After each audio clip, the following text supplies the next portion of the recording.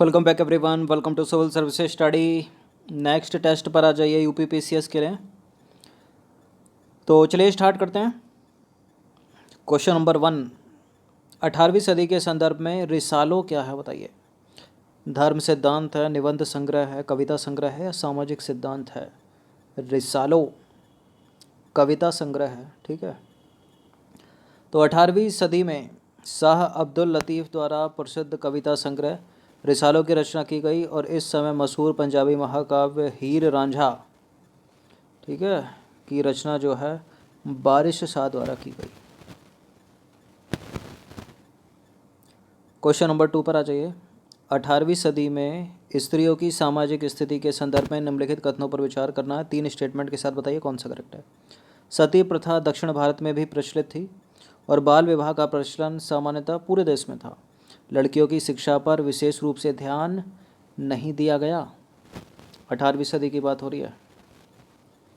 देखिए, सती प्रथा जो है दक्षिण भारत में प्रचलित नहीं थी, ठीक है, उत्तर भारत में प्रचलित थी मुख्यतः। तो गलत है पहला वाला स्टेटमेंट, जहाँ जहाँ एक है उसको हटा दीजिए। बाल विवाह का प्रचलन सामान्यतः पूरे देश में था, ये सही है। और लड़कियों की शिक्षा पर विशेष ध्यान नहीं दिया गया, ये भी सही है। तो 2-3 हो जाएगा इसका आंसर, मतलब ऑप्शन नंबर डी। तो देखिए 18वीं सदी के भारत की 2 बड़ी सामाजिक कुरीतियाँ सती प्रथा और विधवाओं की खराब अवस्था थी। सती प्रथा अधिकतर राजपूताना, ठीक है, बंगाल और उत्तरी भारत के अन्य हिस्सों में प्रचलित थी, हालांकि यह दक्षिण भारत में प्रचलित नहीं थी, ठीक है, इसलिए गलत है पहला स्टेटमेंट। 18वीं सदी में बाल विवाह जो है वो पूरे देश में प्रचलित थी, बाल विवाह की प्रथा, और बालिका शिक्षा पर ध्यान नहीं दिया गया और लड़कियों को अपवाद स्वरूप ही शिक्षा के अवसर मिल पाते थे। शिवाजी के गुरु का नाम बता दीजिए। शिवाजी के गुरु का नाम रामदास या तुकाराम? रामदास। तो शिवाजी के गुरु रामदास थे। इन्हें समर्थ गुरु रामदास कहा जाता है। उन्होंने 12 वर्ष पूरे, ठीक है, 12 वर्ष तक पूरे भारत का भ्रमण किया और इनकी महत्वपूर्ण रचना दास बोध में आध्यात्मिक जीवन के समन्वयवादी सिद्धांत का वर्णन मिलता है। शिवाजी एवं मराठा साम्राज्य के उत्थान में महाराष्ट्र के संतों का उल्लेखनीय योगदान रहा है।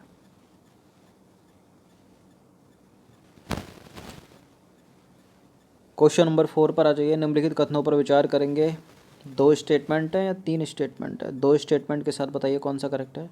राजा राम मोहन राय ने अपनी पुस्तक का नाम है गिफ्ट टू मोनोथेसिस्ट, मतलब एकेश्वरवादियों का उपहार, में एकेश्वरवाद के पक्ष में तर्क दिए हैं।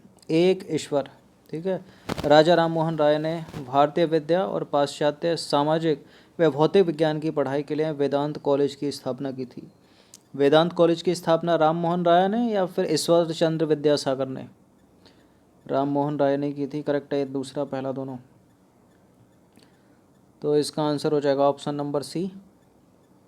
तो देखिए, राजा राम मोहन राय ने 1809 में फारसी में अपनी प्रसिद्ध पुस्तक गिफ्ट टू मोनोथेसिस्ट अर्थात एकेश्वरवादियों का उपहार लिखी, जिसमें उन्होंने अनेक देवताओं में विश्वास के विरुद्ध और एकेश्वरवाद के पक्ष में तर्क दिए।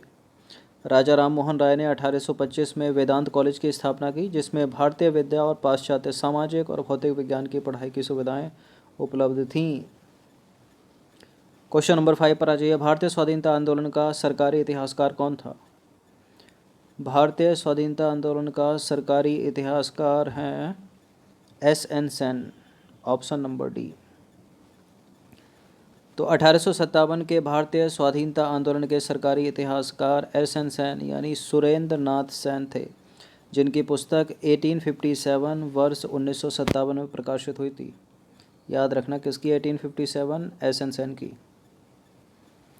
क्वेश्चन नंबर 6 पर आ जाइए। निम्नलिखित में से कौन कोलकाता का संस्थापक था?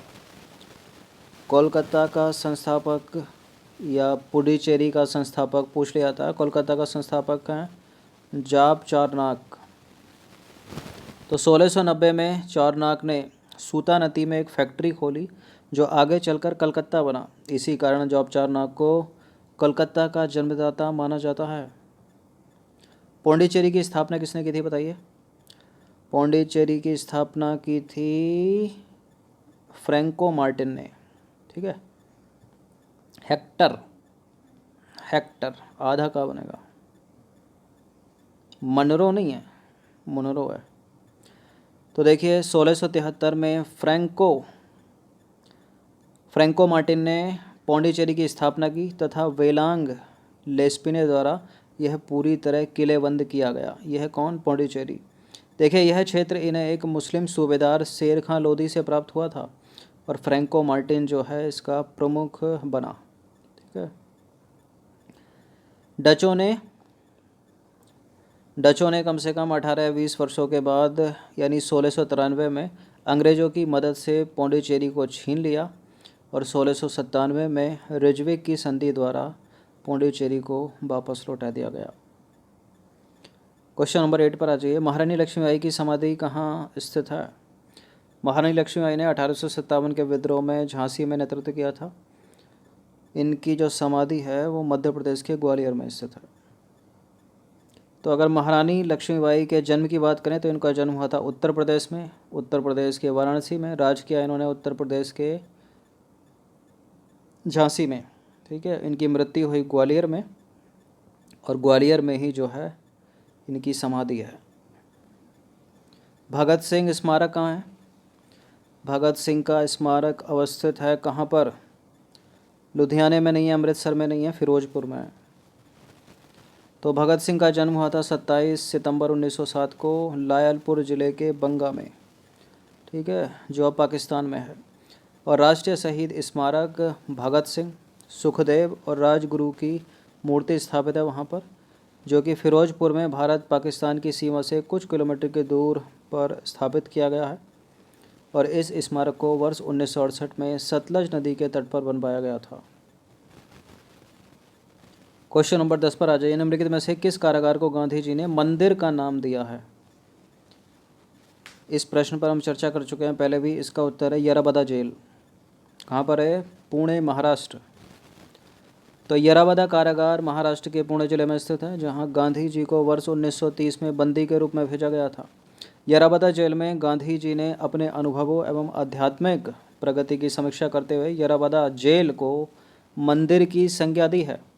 देखिए यहाँ से महात्मा गांधी साबरमती के आश्रम वासियों को हर सप्ताह पत्र के रूप में अपने संदेश भेजा करते थे। क्वेश्चन नंबर 11 पर आ जाइए। एक तरफ है पुस्तकालय और दूसरी तरफ है वो स्थान जहाँ पर वो होंगे। तो पहला है सरस्वती महल पुस्तकालय और दूसरा है library of Tibetan work and archives और तीसरा है रजा लाइब्रेरी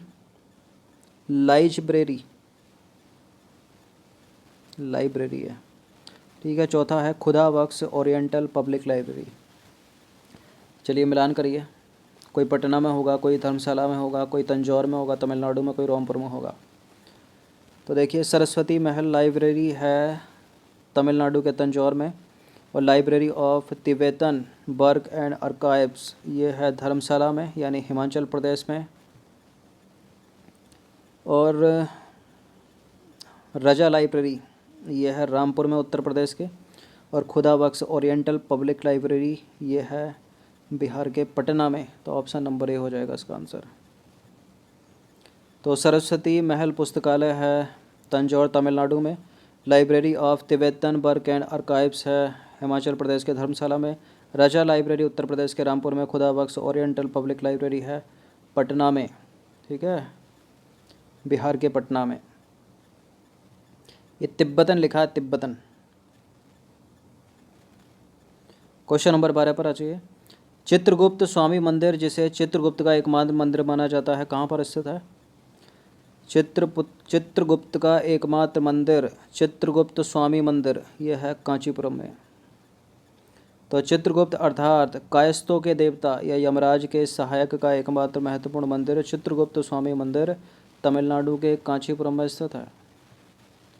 क्वेश्चन नंबर 13 पर आ जाइए। तमाशा संगीत नाटक का प्रसिद्ध लोक स्वरूप है तमाशा। बताइए किससे संबंधित है ये? कथक उत्तर प्रदेश का है, तमाशा है महाराष्ट्र का। तो तमाशा भारत के लोक नाटक का श्रृंगारिक रूप है जो पश्चिम भारत के महाराष्ट्र राज्य में 16वीं शताब्दी में शुरू हुआ था। अन्य सभी भारतीय लोक नाटकों में जो भूमिका निभाते हैं प्रायः पुरुष होते हैं, लेकिन तमाशा में मुख्यतः महिलाएं मुख्य भूमिका निभाती हैं। क्वेश्चन नंबर 14 पर आ जाइए। एक कहावत है, कथन है, दरो दीवार पर हसरत की नज़र करते हैं, खुश रहो अहले वतन हम तो सफ़र करते हैं। बताइए किसका कथन है ये। इस तरह के स्टेटमेंट उत्तर प्रदेश पीसीएस की परीक्षा में 20-30 वर्षों से पूछे आ रहे हैं। ठीक है, ये कथन ना तो भगत सिंह का है, ना राम प्रसाद बिस्मिल का है, और ना ही अशफाकुल्ला खां का है। ये कथन है वाजिद अली शाह का। तो वाजिद अली शाह लखनऊ और अवध के नवाब थे। वे ब्रिटिश शासन से पहले के अंतिम नवाब थे। ठीक है, वे अजमद अली शाह के पुत्र थे, अमजद अली शाह के पुत्र थे। और वाजिद अली शाह एक गायक भी थे, नर्तक भी थे और संगीतकार भी थे। उन्होंने भारत के प्रसिद्ध शास्त्रीय नर्तक पंडित बिरजू महाराज के पूर्वजों को संरक्षण दिया था और उन्हें रहने के लिए लखनऊ में एक घर भी दिया था। वाजिद अली शाह ने भारतीय स्वतंत्रता संग्राम में भी हिस्सा लिया था। क्वेश्चन नंबर 15 पर आ जाइए। अंतिम प्रश्न है ये, सही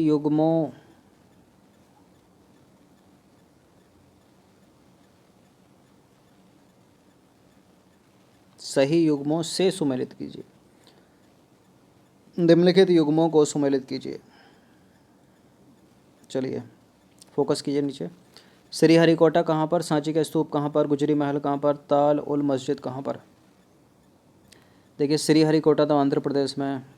अब ये ए का हो जाएगा 4, एक से एलिमिनेट हो रहा है क्या, ए का 4 यहाँ पे भी है, एक से ही हो गया तो श्रीहरिकोटा हो गया आंध्र प्रदेश में, सांची के स्तूप हो गए मध्य प्रदेश में।